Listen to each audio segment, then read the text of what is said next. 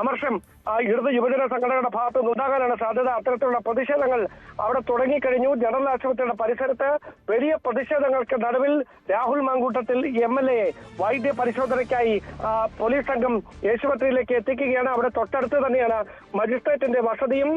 വൈദ്യ പരിശോധന വേഗത്തിൽ പൂർത്തിയാക്കി മജിസ്ട്രേറ്റിന്റെ വസതിയിലേക്ക് എത്തിക്കാനുള്ള നീക്കമാണ് നടത്തിക്കൊണ്ടിരിക്കുന്നത്. വാഹനം തടഞ്ഞുകൊണ്ട് പ്രതിഷേധം നടക്കുന്ന സമാനതകളില്ലാത്ത പ്രതിഷേധം ഈ ആശുപത്രി പരിസരത്ത് നടന്നുകൊണ്ടിരിക്കുകയാണ്. നമുക്ക് അവിടെ നിന്ന് ലഭിക്കുന്ന വിവരങ്ങൾ അങ്ങനെയാണ്. അങ്ങനെയെങ്കിൽ പോലീസിന്റെ ഏറെ പണിപ്പെട്ടുള്ള ശ്രമങ്ങൾക്ക് നടുവിലൂടെയാണ് രാഹുലുമായുള്ള പോലീസ് വാഹനം ഇപ്പോൾ ജനറൽ ആശുപത്രിയിലേക്ക് എത്തിയിരിക്കുന്നത്. ഈ പ്രതിഷേധങ്ങൾക്ക് നടുവിലൂടെ എങ്ങനെ ഈ വൈദ്യ പരിശോധന പൂർത്തിയാക്കി രാഹുലുമായി മജിസ്ട്രേറ്റിന്റെ വസതിയിലേക്ക് സുഗമമായി എത്താൻ കഴിയുമെന്നത് പോലീസിന് മുമ്പിൽ വലിയ ശ്രമകരമായ ദൗത്യമായി മാറും. കാരണം അത്തരത്തിലുള്ള പ്രതിഷേധത്തിന് ആശുപത്രി പരിസരം വേദിയാകുന്ന മുദ്രാവാക്യം വിളിച്ചുകൊണ്ട് രാഹുൽ മാങ്കൂട്ടത്തിന്റെ വാഹനം, രാഹുലിനെ പോലീസ് അവിടേക്ക് എത്തിച്ച വാഹനത്തിന് ചുറ്റും അതിൽ നിന്ന് രാഹുലിന് പുറത്തിറങ്ങാൻ കഴിയാത്ത തരത്തിൽ വാഹനം തടഞ്ഞുകൊണ്ട് BJPയും DYFIയും ഒക്കെ പ്രതിഷേധവുമായി രണ്ട് വശങ്ങളിലായി അണിനിരക്കുന്ന സമാനതകളില്ലാത്ത പ്രതിഷേധത്തിന് പത്തനംതിട്ട ജനറൽ ആശുപത്രി പരിസരം സാക്ഷ്യം വഹിക്കുകയാണ്. അസാധാരണമായ സാഹചര്യം ജനറൽ ആശുപത്രി പരിസരത്തുണ്ട്. വലിയ പ്രതിഷേധമാണ് അവിടെ രാഹുൽ മാങ്കൂട്ടവുമായുള്ള വാഹനം എത്തുമ്പോൾ ഉണ്ടാവുന്നത്. വലിയ പ്രതിഷേധമാണ്. രാഹുൽ ഒരുപക്ഷെ പോലീസിന്റെ കസ്റ്റഡിയിലാണ് ഇത്തവണ എന്ന പ്രത്യേകതയുണ്ട്. അതുകൊണ്ട് തന്നെ പൂർണ്ണമായും രാഹുലിന് ഈ പ്രതിഷേധങ്ങളൊക്കെ കാണേണ്ടി വരും. വലിയ പ്രതിഷേധ സാധ്യതകൾ ഇനിയുമുണ്ട്. രാഹുലിനെ കൊണ്ടുപോകുന്ന വഴികളിലൊക്കെ തെളിവെടുപ്പ് അടക്കമുള്ള മറ്റ് നീക്കങ്ങളൊക്കെ വേണ്ടിവരും. അപ്പോൾ വലിയ പ്രതിഷേധ സാധ്യതകളാണ് എല്ലായിടത്തും ഉള്ളത്. ഇതാ ഇപ്പോൾ അവിടെ DYFIയും BJP പ്രവർത്തകരും അടക്കം വലിയ പ്രതിഷേധവുമായി വാഹനത്തിന് മുന്നിലേക്ക് എത്തുന്നു. പോലീസ് രാഹുലിനെ കൊണ്ട് പോകുന്ന വാഹനത്തിന് മുന്നിലേക്ക് വലിയ പ്രതിഷേധവുമായി എത്തിയിട്ടുണ്ട്. അതിശക്തമായ പ്രതിഷേധം നടക്കുന്നു രാഹുൽ മാങ്കൂട്ടം വിഷയത്തിൽ എന്നതാണ് സാഹചര്യം. മറിച്ച് നിയമസഭയുടെ പെർസിങ്സിനകത്ത്, നിയമസഭയുടെ ഉള്ളിൽ നിയമസഭാ ഹോസ്റ്റലോ നിയമസഭക്കകത്തോ വെച്ച് അറസ്റ്റ് ചെയ്യണമെങ്കിൽ മാത്രമേ സ്പീക്കറുടെ അനുമതി ആവശ്യമുള്ളൂ. ഇപ്പോൾ അദ്ദേഹത്തെ അറസ്റ്റ് ചെയ്തു. ഇനി അതിന്റെ ഫോർമാലിറ്റി റൂൾസ് ആൻഡ് പ്രൊസീജിയേഴ്സിന്റെ പ്രിസ്ക്രൈബ്ഡ് ഫോർമാറ്റിൽ ഞങ്ങൾ അറിയിക്കുക എന്നുള്ളതാണ്.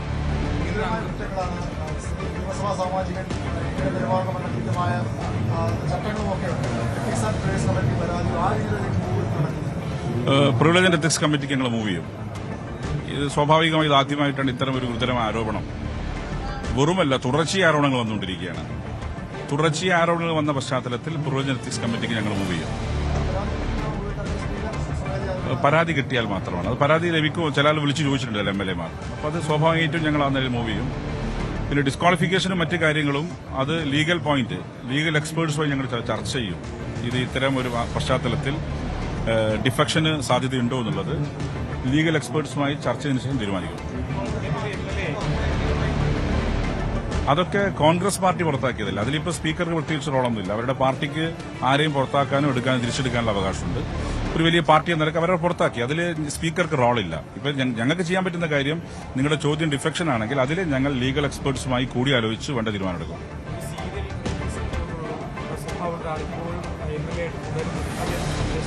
ഞാൻ പറഞ്ഞല്ലോ, അത് തെറ്റായ സന്ദേശമാണ് നൽകുന്നത്. പക്ഷെ ഞങ്ങൾക്ക് നിയമത്തിനടി ഉള്ളിൽ നിന്നുകൊണ്ടേ പെരുമാറാൻ പറ്റും. അതുകൊണ്ടാണ് ഞങ്ങൾ പറഞ്ഞത് നിയമവിദഗ്ധന്മാരുമായി കൂടിയാലോചിച്ച് വേണ്ട തീരുമാനമെടുക്കും. ഓക്കെ, സ്പീക്കർ ഷംസീറിന്റെ വാക്കുകളാണ്. രാഹുലിനെ അറസ്റ്റ് ചെയ്തതിൽ നിയമ തടസ്സങ്ങളൊന്നുമില്ല.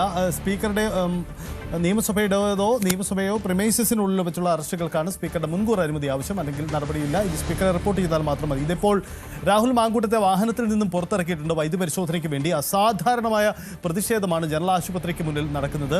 പുറത്തിറക്കാൻ കഴിയാത്ത സാഹചര്യമായിരുന്നു. ഇതാ ഇപ്പോൾ ആ പ്രതിഷേധങ്ങൾക്കിടയിലൂടെ രാഹുൽ മാങ്കൂട്ടത്തെ ആ വാഹനത്തിൽ നിന്നും പോലീസ് പുറത്തിറക്കിയിട്ടുണ്ട്. ആ ദൃശ്യങ്ങളിലേക്ക് നമുക്ക് വരാം. എന്തായാലും വൈദ്യപരിശോധന വേഗത്തിൽ പൂർത്തിയാക്കും. വൈദ്യപരിശോധന പൂർത്തിയാക്കിയ ശേഷം മജിസ്ട്രേറ്റിന്റെ വീട്ടിലേക്കാണ് അടുത്ത നടപടിക്രമങ്ങൾ. എന്തായാലും ഒരു കാര്യം ഉറപ്പാണ്, ഇന്നലെ രാത്രി 12:30 മുതൽ ഈ സമയം വരെ പോലീസിന്റെ കസ്റ്റഡിയിലുണ്ടായിരുന്നു രാഹുൽ മാങ്കൂട്ടം. ഇതിനിടയിൽ എന്തൊക്കെ വിവരങ്ങൾ ചോദിച്ചറിയാൻ കഴിഞ്ഞു എന്ന കാര്യമാണ്. ഒരു ആദ്യവട്ട ചോദ്യം ചെയ്യൽ പൂർത്തിയായിട്ടുണ്ടാവാനാണ് സാധ്യത. AIG പൂങ്കുഴലി അവിടെ ഉണ്ടായിരുന്നു. അവരുടെ നേതൃത്വത്തിലുള്ള അന്വേഷണമാണ് നടക്കുന്നത്. നമുക്കറിയാം, സംസ്ഥാന സർക്കാർ ഒരു പ്രത്യേക സംഘത്തെ രൂപീകരിച്ചു ഈ രാഹുൽ മാങ്കൂട്ടവുമായി ബന്ധപ്പെട്ട പരാതികൾക്ക്. ആ 3 പരാതികൾ, ഇപ്പോൾ ഉയർന്നു വന്ന ഈ 3 പരാതികൾക്കും ഒരു ഏകോപനം സ്വാഭാവികമായും ഉണ്ടാകും. അത്തരം ചോദ്യങ്ങളൊക്കെ രാഹുലിന് മുന്നിൽ ഉണ്ടാവണം എന്ന് പ്രതീക്ഷിക്കുന്നു. എന്തൊക്കെ തെളിവുകൾ ശേഖരിച്ചു? ആദ്യവട്ട വന്ന റിപ്പോർട്ടുകൾ വിവരങ്ങൾ അനുസരിച്ച് രാഹുൽ അന്വേഷണവുമായി വേണ്ടത്ര സഹകരിക്കുന്നില്ല എന്ന ചില റിപ്പോർട്ടുകളായിരുന്നു. പക്ഷേ സാഹചര്യം മാറിയിട്ടുണ്ടാവാം. എന്തായാലും രാഹുലിന് മുന്നിൽ വെല്ലുവിളികൾ ചെറുതല്ല എന്നതാണ്. ഇനി നേരെ ജയിലിലേക്കാണ്. പോലീസ് കസ്റ്റഡിയിൽ വാങ്ങും പിന്നീട്. അങ്ങനെ നടപടിക്രമങ്ങൾ നിരവധിയുണ്ട്. ചോദ്യങ്ങൾക്ക് രാഹുൽ ഉത്തരം പറയേണ്ടി വരും. എവിടെ ഒളിവിൽ കഴിഞ്ഞു, എന്താണ് നടത്തിയ നീക്കങ്ങൾ, ഇത് നിഷേധിക്കപ്പെടുകയാണോ? രാഹുലിൻ്റെ ആദ്യത്തെ വാദം എങ്ങനെയായിരുന്നു? ആദ്യം ഹൂ കേഴ്സ്, ഇതാണ് മാധ്യമങ്ങളോട് ആദ്യം അദ്ദേഹം പറഞ്ഞ വാദ്യം. പിന്നെ ഹൂ കേഴ്സ് എന്ന നിലപാടുകളെല്ലാം അദ്ദേഹത്തിന് തിരുത്തേണ്ടി വന്നു. ഒടുവിൽ താനും ഒരു പെൺകുട്ടിയും തമ്മിൽ ബന്ധമുണ്ടായിരുന്നു. ആ ബന്ധം പക്ഷേ ഉഭയസമ്മതപ്രകാരമായിരുന്നു എന്ന വാദമാണ് അദ്ദേഹം കോടതിയിൽ പിന്നീട് വാദിച്ചത്. പക്ഷേ ആ വാദത്തിനെതിരെ പെൺകുട്ടി ശക്തമായ നിലപാടെടുക്കുന്നു, പ്രോസിക്യൂഷൻ നിലപാടെടുക്കുന്നു. മാത്രമല്ല ഭ്രൂണഹത്യ, നിർബന്ധിച്ചുള്ള ഭ്രൂണഹത്യ, ക്രൂരമായ പീഡനം, ഇങ്ങനെ പല പരാതികളും ഉയർന്നു. മറ്റൊന്ന് വിവാഹ വാഗ്ദാനം നൽകിക്കൊണ്ടുള്ള പീഡനം നടത്തിയെന്നതാണ്. ഏറ്റവും ക്രൂരമായ ബലാത്സംഗം നടത്തിയെന്ന പരാതിയാണ്. അത് രണ്ടാമത്തെ പരാതിയാണ്. അതും നിലനിൽക്കുകയാണ്. ഇതാ മൂന്നാമത് മറ്റൊരു പരാതി കുറിയുന്നു. ഈ പരാതിയിൽ പക്ഷേ തെളിവുകൾ, അതിശക്തമായ തെളിവുകളുണ്ട് എന്നാണ് മനസ്സിലാക്കുന്നത്. അങ്ങനെയെങ്കിൽ കോടതിക്ക് മുന്നിൽ ആ തെളിവുകൾ കൂടി പരിഗണിക്കേണ്ടി വരും. അപ്പോൾ രാഹുലിൻ്റെ പതിവ് വാദങ്ങൾ ഇവിടെ നിലനിൽക്കുമോ എന്ന ചോദ്യം കൂടിയാണ്.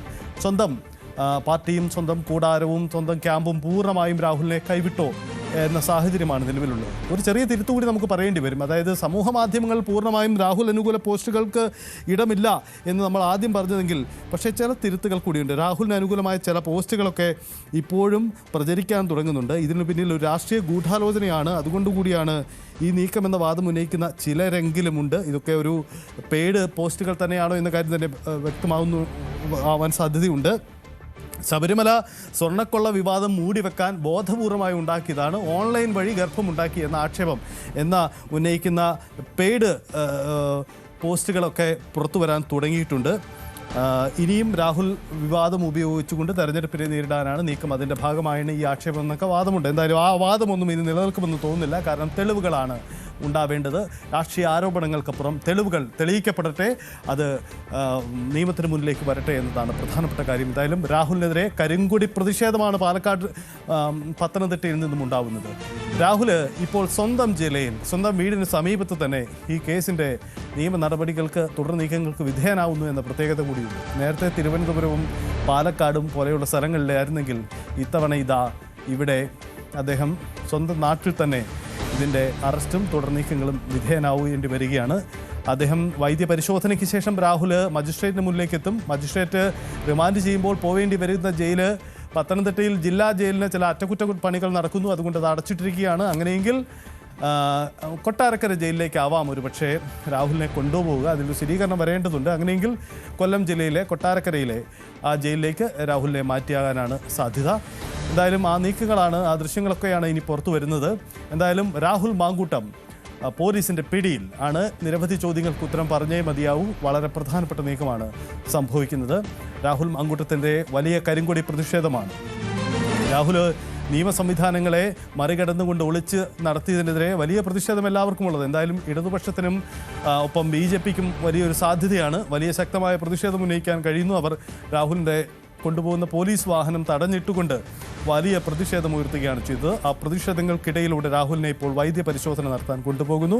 അതിനൊടുവിൽ അതിനുശേഷം മജിസ്ട്രേറ്റിന് മുന്നിൽ ഹാജരാക്കും. മജിസ്ട്രേറ്റ് എന്ത് നിലപാടെടുക്കും, റിമാൻഡ് ചെയ്യുമോ എന്നത് പ്രധാനപ്പെട്ട കാര്യമാണ്. എന്തായാലും പോലീസിൻ്റെ കസ്റ്റഡി അപേക്ഷ പിന്നാലെ വരാനാണ് സാധ്യതയെന്ന് വേണം നമുക്ക് മനസ്സിലാക്കാൻ. എന്തായാലും ആ നീക്കം കൂടി ഉണ്ടാവുമെന്ന് കരുതാം. ശശിനാരായണൻ,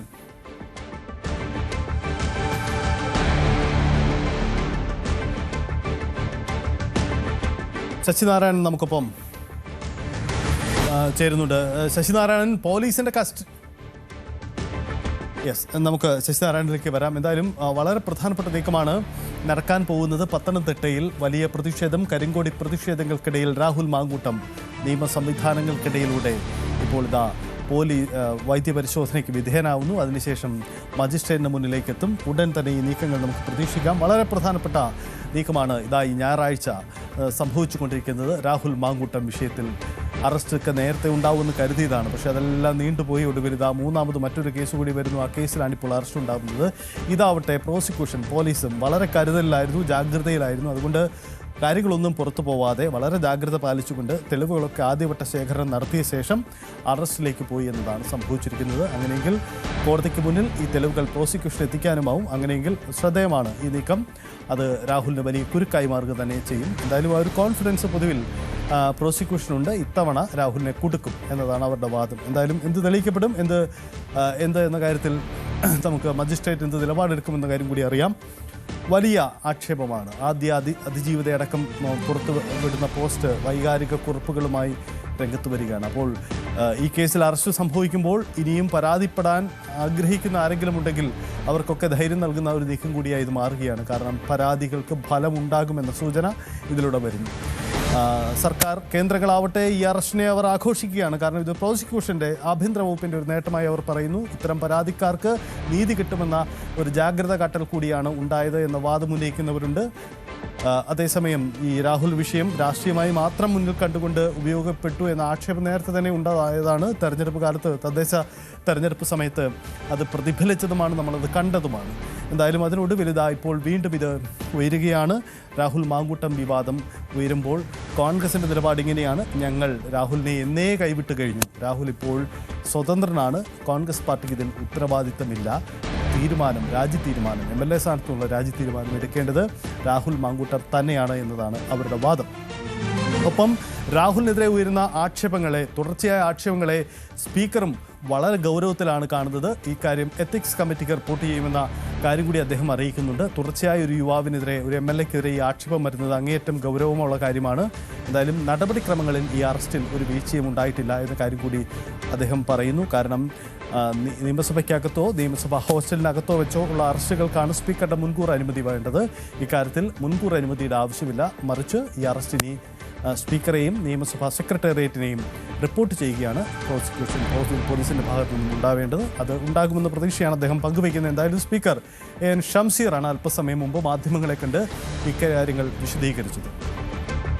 അതിരൂക്ഷമായ പ്രതികരണങ്ങളാണ് രാഹുൽ മാങ്കൂട്ടത്തിന് MLAക്കെതിരെ വരുന്നത്. പ്രതിപക്ഷ നിരയിലെ, പ്രത്യേകിച്ച് കോൺഗ്രസിൻ്റെ പ്രതിപക്ഷ നേതാവ്, KPCC അധ്യക്ഷനടക്കമുള്ളവർ കൂടി ഈ വിഷയത്തിൽ എന്ത് പ്രതികരണം നടത്തുമെന്ന് കൂടി പ്രസക്തമാണ്. നമുക്കറിയാം, നേരത്തെ തന്നെ അവർ കൈവിട്ടതാണ്. ഞങ്ങളുടെ ഭാഗമല്ല രാഹുലിനെതിരെ എന്ത് നടപടിയും എടുക്കാമെന്നതാണ് അവരുടെ നിലപാട്. മുതിർന്ന നേതാക്കൾ വളരെ ജാഗ്രതയിലാണ് രാഹുൽ വിഷയം ഇപ്പോൾ കോൺഗ്രസിൻ്റെ കൈകാര്യം ചെയ്യുന്നത്. നമ്മൾ കഴിഞ്ഞ ദിവസം കണ്ട ഒരു കാഴ്ചയുണ്ട്, ഓർക്കാം. NSSൻ്റെ ജയന്തി സമ്മേളനത്തിനിടയിൽ രാഹുൽ മാങ്കൂട്ടം അവിടെയുണ്ട്. ഒപ്പം അവിടേക്ക് രമേശ് ചെന്നിത്തല കടന്നു വന്നു.